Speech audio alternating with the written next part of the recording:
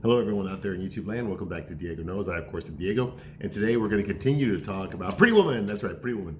That piece of shit chick-flick rom-com from 1990. Yeah, it was a long time ago. And I was there. I remember. I was there. I didn't go watch it when it came out, but I watched it later. Okay, oh my God.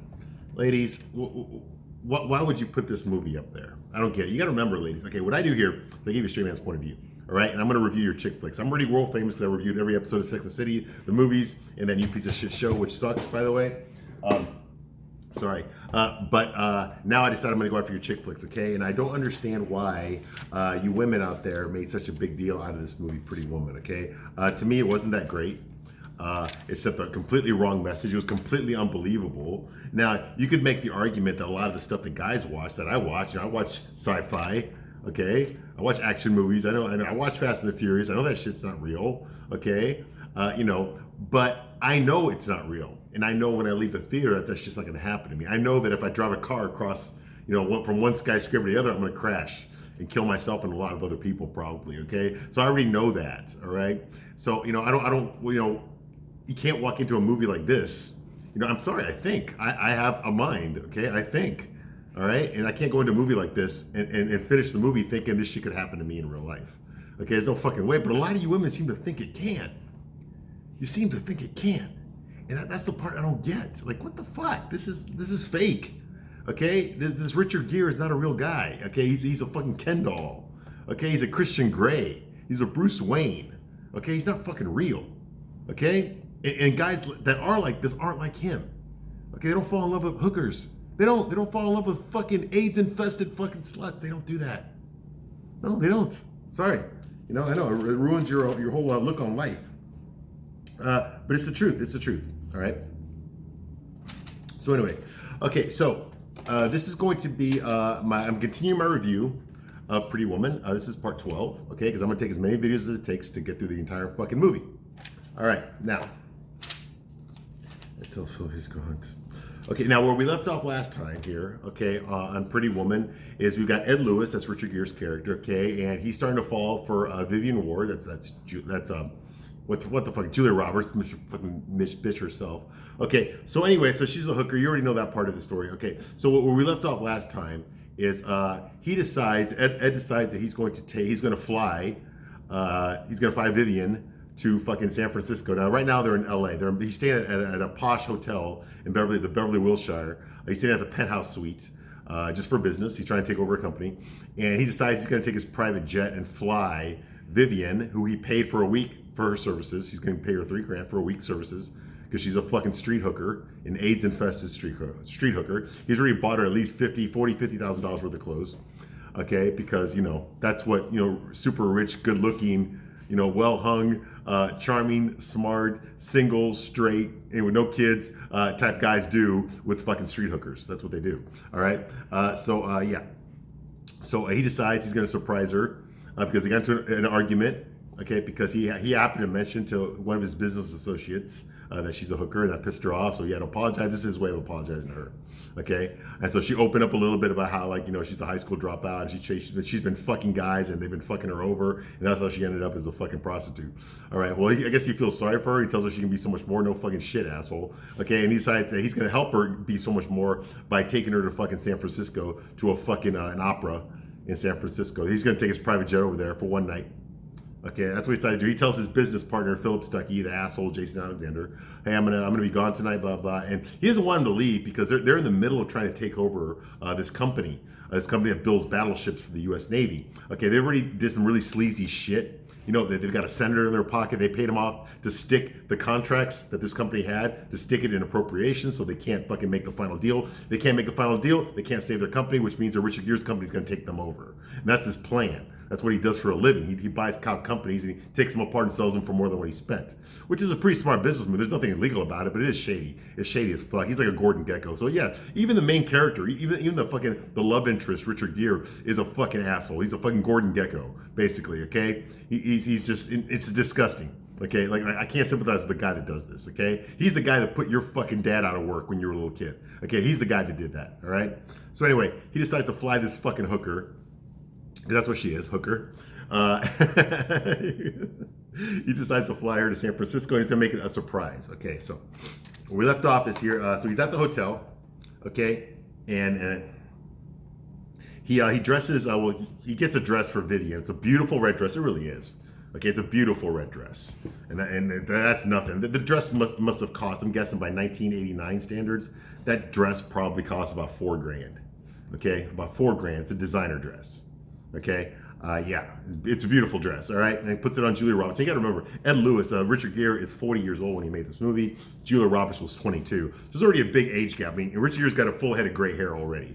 Okay, and Julia Roberts looks like a fucking 22-year-old. Okay. Young, she's got the young face and all that kind of shit going on, all right? So obviously, it's hypergamy at its best, right? So he's there, he's got the beautiful red dress on, okay? And then with the white gloves, yeah, elegant. You got like Cinderella's type shit, right? You know? Okay, now he has a jewelry box in front of her, okay?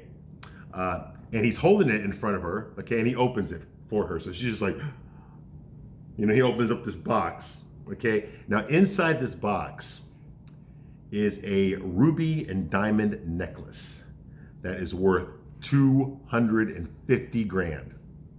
And I did check, that was not a prop, okay? They really did use, in this movie, they used a real fucking necklace that was worth $250,000 in that little box. Yes, it was a real fucking necklace. Yes, unfucking believable. Now, Jesus fucking Christ, he's already spent so much fucking money on her. You know what Ed Lewis has figured out? Because remember, he's 40 years old, right? He has figured out that the more money he spends on a girl, the more she likes him. Holy shit, who fucking knew? The secret to love is right there. Just spend more money and she likes you more. Holy fucking shit, god damn it. I am stunned, I gotta fucking lie down. Oh my fucking God. And she just, because you know that happens in real life, right? Yeah, can't all be Melania Trump, right? Oh well, so anyway, yeah, so he opens up this box with the $250K necklace in there, and she's looking at it, and she starts to move her fingers towards it. Of course, she's reaching for the money. Yeah, absolutely, yeah. Okay, so anyway, she starts reaching for it, and he's holding it open for her. Now he's on the left side of the screen, she's on the right side of the screen, and then right when she touches the box, he snaps the box shut. Okay, and she's like, oh. She starts laughing, okay? Because at that moment, okay, she becomes Julia Roberts, all right? We're no longer watching Ed Lewis and Vivian Ward. We're now watching Richard Gere playing a practical joke on Julia Roberts, and they both break character, okay? This was real. I looked this up, okay? This actually really did happen. It was a prank, and the director, Gary Marshall, Penny Marshall's brother, Gary Marshall, the guy who founded Happy Days, okay, he decided to keep it in there because it looked so real. It was real. It was real. He's shocked when Richard Gere slammed the box on Julia Roberts. She did not see that coming, so they just kept it. They decided to keep that in the movie. So if you look for like a couple of seconds, you'll see that Vivian turns into Julia Roberts, and she looks at the camera, she looks at the director, and she starts laughing like she did not realize that was going to happen. It was a practical joke. And they decided to keep it in the movie. So if you're really paying attention, you can honestly tell, okay, that it was a genuine reaction, okay? It's not Vivian Ward, okay, being shocked that Ed Lewis slammed the box on her fingers. It's Julia Roberts being shocked that Richard Gere broke the script and fucking slammed the box in front of her, because she didn't see that coming, all right? So yes, that was a real, candid situation there, right? Well, at least Richard Gere's got a sense of humor, But they kept it in there, but right there, it did take me out of the movie. It took me out because right there, for those 2 seconds, you can tell that, she breaks character. She becomes Julia Roberts again. Okay, she's not Vivian Ward anymore. She's an actress that just got shocked in the middle of a scene, and she's looking at the director, and she realizes that they're all laughing, so she starts laughing too. Okay, and then of course they cut back to character scene. Okay, the next scene that we see is Ed Lewis putting that $250,000 necklace on Vivian's neck. And she asks how much it costs, and he tells her how much it fucking costs. And it really did cost that much. Holy shit, dude. Now, let me tell you something, okay? At this point in the movie, I kind of wanted to turn the movie off, all right? It's been a long time since I've seen this movie. I forgot this scene here. But the message that it's telling us, okay, the reason the guys aren't watching this shit is because it's pretty obvious. I mean, the message is telling us is the more money you spend on a woman, the more she's going to like you, okay? Now, that goes against the fucking narrative that we were told by our mothers, by our aunts, and shit about how, you gotta be romantic, you gotta be polite, you gotta be all this fucking shit to win the girl over. This movie tells us the exact opposite. Okay, what you have to be is rich. You have to have resources. Okay, you have to be able to seduce her with fancy clothes, expensive jewelry, nightclubs, fucking operas, expensive operas, private jet trips. That's the kind of shit you have to do to win a girl over. Okay, now maybe if you were romancing fucking Princess Di in the 80s, you would have to do that shit. But this girl is a fucking street hooker. Okay, she's a street fucking hooker. Okay, I'm sorry, and we do live in a capitalist government. Okay, with supply and demand. Okay, there's a lot more demand for a man like this. Okay, and there's a lot more supply. There's a lot more demand for a man like Ed Lewis. Okay, and a lot less demand for a woman like Vivian Ward. Okay, there's a hell of a lot more Vivian Wards out there than there are Ed Lewises. Okay, so it should be the other way around. It should be her trying to marshal her resources to win him over. Okay, and that's kind of what this movie's trying to do. And how do they do that? They do that by making sure there are no other attractive women around Ed Lewis that he might be tempted to not be just with Vivian. Okay, he never interacts in any sort of romantic way with any other beautiful woman in this movie, because there are no other beautiful women in this movie. There are no other beautiful women in this movie. It's only her. It is only Vivian. She's the only pretty woman in this movie. Okay, so hence there are no other beautiful women that are hitting on Ed Lewis, which realistically would happen. Okay, once a woman, a beautiful woman, saw Vivian Ward and she saw her with Ed Lewis, she would, oh my God, I can totally beat this girl, and she would go after Ed. Okay, because that's how hypergamy works, survival of the fucking fittest. Okay, I'm sorry, but Ed Lewis is not going to fall for a fucking street hooker with no culture. He's going to fall for a woman who does appreciate the finer things in life and can actually hold a conversation with him and can actually knows how to fucking order off of the fucking French menu. Okay, that's the kind of woman he's going to go with. Okay, that's what he's going to consider for a relationship. Okay, not a fucking street hooker. There is nothing that Vivian Ward can teach Ed Lewis, okay, that he doesn't already know. You see what I mean? There's nothing of value that she can teach him. You know what? She's got a personality. She's tough. She's streetwise. Why would he need to know these things? He doesn't live that kind of lifestyle. He had no interest in these things. How would this make him better? It wouldn't. It wouldn't.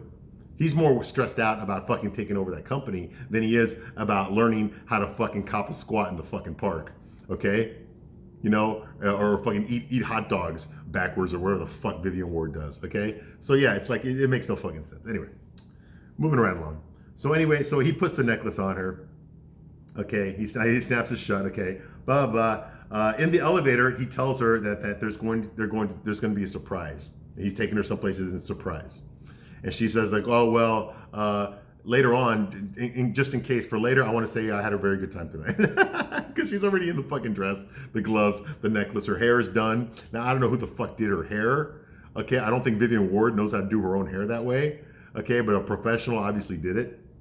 Okay, and she says, in case I forget, I want to let you know that I had a great time tonight. Okay, which is kind of funny, I guess.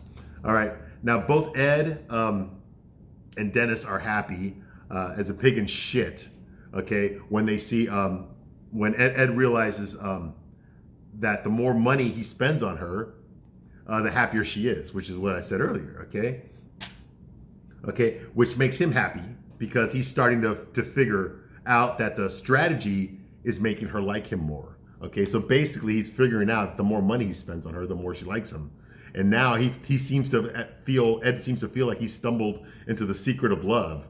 Like he just fucking knows something that nobody else knows. Like, oh my God, I figured out how romance works. I know how to get women now. Get the fuck out of here. Come on, this is fucking stupid. Like, how the fuck is any guy supposed to take this serious? I know you women, this is your fucking movie. This is your fucking fantasy. That some fucking super straight, good-looking guy, with no fucking kids and no diseases and is smart and charming and good in bed and all that kind of fucking shit, is gonna spend fucking millions of dollars on your fucking ass, okay? On your plain, ordinary, fucking AIDS-infested, herpes-infected ass, right? Like, that's gonna happen in real life. I know that's your fantasy, okay? But it's not realistic, okay? There's nothing for a guy to see in this movie that makes him want to be like Richard Gere, okay? There's just not. Like, what the fuck? We're never gonna be there. We are never going to be there. You're telling me that I have to be all these things in order for a girl to like me. A street hooker, no less. If it takes this just for us fucking, what do you gotta be for a normal, beautiful woman with a college degree? What do you gotta be for to get a one like that to fucking like you? You see what I mean?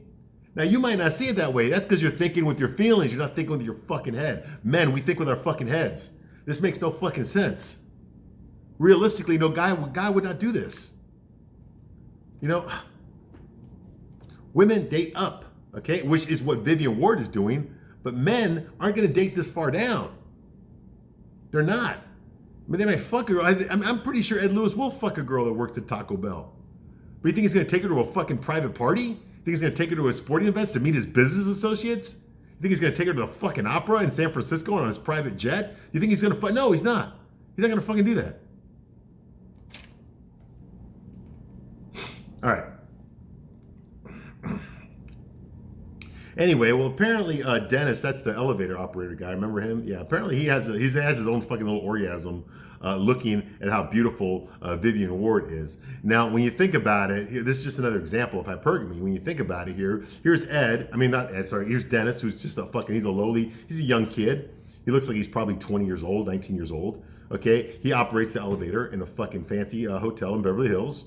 Okay, he is actually on a level above Vivian Ward. Okay, he actually has a steady job with a paycheck. Okay, Vivian fucking hooks at night. Now she make more money. Okay, but she doesn't have a better life. You see what I mean? Okay, and he's looking up at her, and he's fucking happy for her. Here's this girl who's actually worse off than I am, and she's enjoying things that I will never enjoy, and she's with a guy that I will never be like. With a guy who's got more money than I will ever have. Now, how do you think he feels? How would you think a normal guy would feel in that situation, knowing that he can't even get a girl, a street hooker like Vivian Ward, because he's not a fucking billionaire? How do you think he feels? And he's attracted. We already know he's attracted because he was eyeballing her earlier in the movie. So we already know he's attracted to her. He wishes he could get with Vivian, despite the fact that she's a street hooker. Okay? But she is all about fucking Ed, the rich fucking billionaire. And don't for one second think that this thought hasn't crossed his mind, that I am not like Ed. I will never be like Ed. But he's still fucking thirsting over fucking Vivian Ward, the hooker. How do you think that makes him feel? Exactly. It's not going to make him feel like it shows. In this movie, he's like, ah. He's like that. Like, get the fuck out of here. Get the fuck out of here. Realistically, a guy like him would be like, like, oh shit, forget about her. I'm never going to be with a girl like that. She only wants a rich guy, and I'm not rich. That's exactly what would happen in real life, okay? So again, this bullshit, he's all fucking excited for her, okay? But apparently he's not the only one, okay? More. Mm-hmm. Okay, a woman like her will never fall in love with someone like him, okay? And that's not the worst part about it. Once they get down to the lobby of the hotel, okay? You get the little slow motion scene where they're walking out of the elevator. Here he is in his fucking tuxedo, and her in her fucking red dress with her white gloves and her $250,000 necklace and her fucking hair done. And they're walking, and I swear to God, every single motherfucker in that hotel lobby, okay, lets out a huge stress relieving fucking fart at the same fucking moment, okay? As the gorgeous couple walk through the lobby. Everyone, it's like one of those fucking, you ever seen those commercials? I think it was a bubblegum commercial or a fucking, or a Trident white commercial or something, where everyone's just sitting there minding their own business at the train station, and all of a sudden, the man and the woman just look at each other, and they all just start kissing each other at the same time. Everybody in the whole fucking train station starts kissing each other. You ever seen that? Okay, that's what's happening here, basically. Everyone's just fucking doing their work, and they're like, they see Vivian. They're not really looking at Ed, because remember, it's a chick flick written by a gay guy. They're not gonna look at the guy. All right, but everyone's just going about their business, and all of a sudden, here comes Vivian Ward walking in her red dress and her white gloves and her hair and her fucking $250,000 necklace, and they're all just like,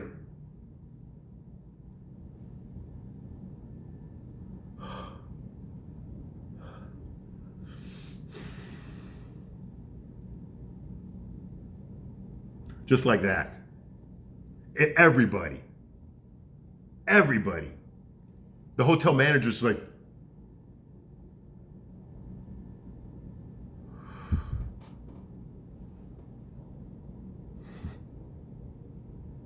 yeah, everybody. The guy fucking, there's a guy jerking off in the corner like,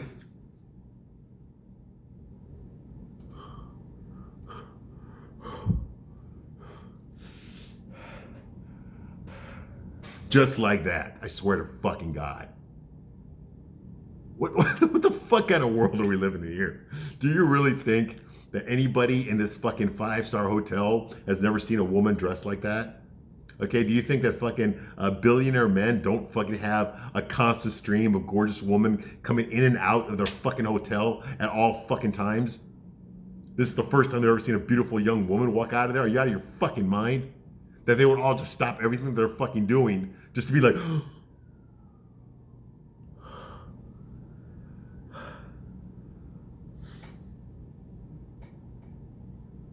yeah, you really think that's gonna fucking happen? Come on, get the fuck, oh my God, get the fuck out of here. Dude, we're in fucking lollipop land here. This is bullshit. This is fucking bullshit, man. I swear to God, shit like this, it pisses me off. It pisses me off, right? This is not fucking realistic. Ladies, this is not fucking realistic. This does not fucking happen. You know what really happens when a beautiful woman like that walks by the hotel lobby in a 5-star hotel like this? I'll tell you, because I've worked in a 5-star hotel. I'll tell you what it's like. It's like, and then you go back to work. That's it. That's all that fucking happens. None of this.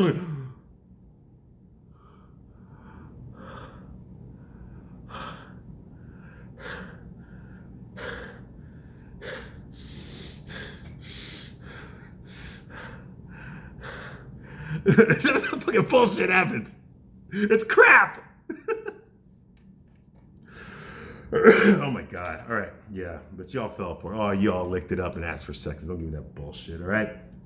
So anyway, so that happens for a good fucking half an hour. Okay. And then they ride in the private jet. Like I mentioned, she's got a private jet that flies them the Mischief. What's it called here? Yeah, Mischief. Yeah, I guess that's the name. Okay, so they go to San Francisco. Okay, they fly there. Okay, and they go to see La Tratia. Okay, that's the show they went to go see. Now, you've heard me say that before because that's the same show that what's his fucking name? Alexander Petrovsky from season 6 of Sex and the City, the last season of Sex and the City. That was the show that he took Carrie to go see. Okay, but they ended up not going to see it in New York because instead they went to fucking McDonald's. Remember that episode? Yeah, that's the one. La Tratia. That's what they went to go see. Okay, and in English that means the mischief. Okay, I did not know that. I had to look that up. Okay, but that's what they go see. La Tratia. Okay, so they name dropped that in Sex and the City. Okay, so obviously they got that from fucking from this movie. Okay, so they go to the opera. Okay, obviously Vivian's never been to the opera before. They have a balcony seat up there, and of course they give her the fucking little goggles, little fucking opera goggles they give everybody, and she does not know how to operate them, so he has to fucking show her how to fucking do it. Okay. And she tells him, he's like, you know, why? He's like, you're afraid of heights. Why are we sitting up in here in the balcony? He goes like, because it's the best seats. It's the best. Of course it is. All right. So they go there. Okay. And Vivian has a hard time with figuring out how to use the binoculars. She finally figures it out. He shows it to her. Okay. Now Ed makes a little speech here to her. Okay. Right when the show is about to start. Okay. He tells her, he says, people's reactions to opera the first time they see it is very dramatic. They either love it or they hate it. If they love it, they'll always love it. If they don't, they may learn to appreciate it, but it will never become a part of their soul. Now, what is going on here? Okay, I'll tell you what's going on here, okay? It's pretty obvious, okay? He's not talking about the opera. Okay, he's not talking about the opera. He's talking about himself. Okay? He's trying to this is his way of opening up to her. This is his way of showing his heart to her. Okay, he's using this analogy about the opera, which they're physically in, to explain himself. He sees himself as the opera. Okay? As the opera. He's something that not everybody is capable of appreciating. Okay? You have to be a special kind of a person to appreciate the opera, which is a metaphor for himself. Okay? You have to be a special kind of person to appreciate me for what I am. For who I am. You know, it's not for everybody. I'm not for everybody. Okay? Okay? If you love it, if you love me, you'll always love me because I'm the bomb. But if you don't, you will appreciate me at least, you know, but you'll never be in love with me. Okay? So he's talking about himself here. Okay, I think there's a lot more going on than just that. I think a lot of this has a lot to do with his daddy issues too. Okay, but I don't think he ever really felt loved. He doesn't understand how to accept love. He doesn't really know what it is. He's seen it around. He understands the concept of it, but he's never really experienced it himself. Okay, because why would he have to love anybody? Everybody loves him. He has no idea how to love anybody. Okay, he loves fucking things like this, like the opera, because it pantomimes emotions that he doesn't feel himself. Okay, it displays all these crazy emotions through voice, through costumes, through lighting. You know, it expresses all these emotions that he does not feel in his regular life. So he has to go to the opera to see something like that. Okay, not everybody loves the opera. She obviously doesn't know what the fuck the opera is. This is her first time going. Okay, but he's telling her, it's like, hey, this is an acquired taste. Like, you have to be cultured to appreciate the opera. In other words, you gotta be fucking Italian, all right? To appreciate the opera. But if you love it, you'll love it forever. But if you don't, you'll appreciate it. You'll respect it, but it'll never be a part of you, okay? He's talking about himself. He's talking about himself. He's telling her, hey, listen, if you can love me, you know, you'll love me forever. But if you don't, you can appreciate me, but you'll never be a part of my soul. I'll never be a part of your soul, okay? Now, this is the kind of thing you tell a girl when you're in love, okay? This is the kind of metaphor. I've done this myself, not with the opera, but I've done this myself, you know? I won't get into it here, okay? But there's books that I've read and stuff that I really loved a lot, you know? Books that not everybody has read, you know? And if I ever talk to a girl about a book or something, okay, I explain to her, well, this is why it's so great. It's so great because this, and this is what the author did, and this is how they told the story, and this is why I respect it so much because of this, and this. It's not like the other books, okay? And I explain all these different reasons, okay? And if they've read the book, they understand what I'm talking about. They know what it means. Like, oh my God, you're right. I got that too. And if you're capable of understanding that, a complex story like that, and understanding what was really being said in there, okay, then you're like me. You can see through all that shit to see what was really being said. Okay, I've done that before myself, you know, which means that I have a commonality with you, you know, that I can appreciate someone who sees things the way that I can see them. Okay, behind the layers, behind what's being right in front of you. Look behind that. That's the kind of person that I am. So you can give me a story. I'm trying to find out what's the meaning behind it. Why is it there? Why did the author put it there? Why did they juxtaposition it all this way so that we can understand it in a certain way? Okay, if I can see through that, and there's someone else that I like, and they can see through that too, that means they think like me. They can see past the layers, which means that we have a common ground. We're intellectually, we're equal, okay, or we're similar. And that's something that you can't find in everybody. So that's something you want to hold on to, okay? When you've got someone like that in your life, you want to hold on to them. You don't want to let them go, okay? So he's trying to do that with her. He's trying to say, okay, like, if you can understand this, okay, then you can understand me. Okay? That's what he's telling her basically, all right? He's telling her that without telling her that, okay? Okay. Like I said, he's not talking about the opera. Okay. So Vivian cries during the opera because, you know, it's fucking La Traviata, whatever the fuck, okay? This old lady asks her when it's over if she liked it, and Vivian's like, oh, it was so good, I almost peed my pants. And she walks away. And the old lady's like, you don't talk that way at the opera. And Ed catches it, and he's like, what she said was that she liked it better than Pirates of Penzance. That's what she said. And she's like, oh, I must have misheard her, right? Well, yeah, of course he was embarrassed by her saying shit like that, you know? Well, Pirates of Penzance, that's another fucking show. Pirates of Penzance would never play in a fucking San Francisco theater like that, okay? That's more of a comedy thing. All right, you know, we're fucking tights and pirates and shit. Anyway, they go back to the Beverly Hotel. They go back to LA. Okay, and they start playing chess. All right, which is exactly what they've been doing the whole night. If you think about it, what I just explained to you earlier at the opera. Okay, it's a form of 4D chess. It's a way of fucking telling you without telling you, having you figured out on your own. If you're capable of figuring out this little riddle I gave you, you're capable of understanding me, the layers of me. Okay, so they're basically playing a chess game with each other. But once again, I don't see what he has to gain by winning her over. He has nothing to gain by winning her over. You know, really, you can't find a woman that doesn't fucking sell her snatch to fucking understand you, to appreciate you, you know? Of course you can. Why her? Anyway, you already spent fucking, what, 50 grand on her already? Let's just hope she don't steal the fucking necklace. All right, so they play chess, and she tells him to take the day off. He's like, not work? Well, I do own the company. And so he decides that he's not going to work. He's going to take a day off with Vivian, and they're going to go do whatever the fuck she wants to do. Well, Philip, that's Jason Alexander's character, that's his lawyer. He's all pissed off. He's like, "What? Ed Lewis is taking a day off?" Like, and they're in the middle of this corporate takeover that they're all so full of drama right now that they're all worried about because the company they're trying to take over is fighting them back.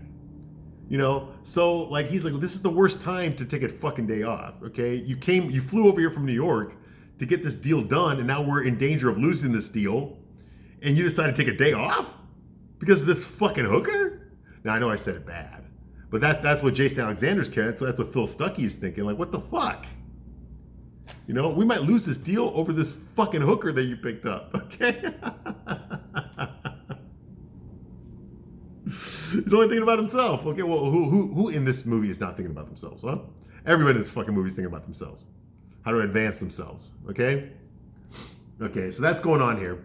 Okay, and I am going to stop this review right here, and I will be back shortly with the next segment of Pretty Woman. I thank you for watching this long, and I will see you very soon on the next one. Have a good day.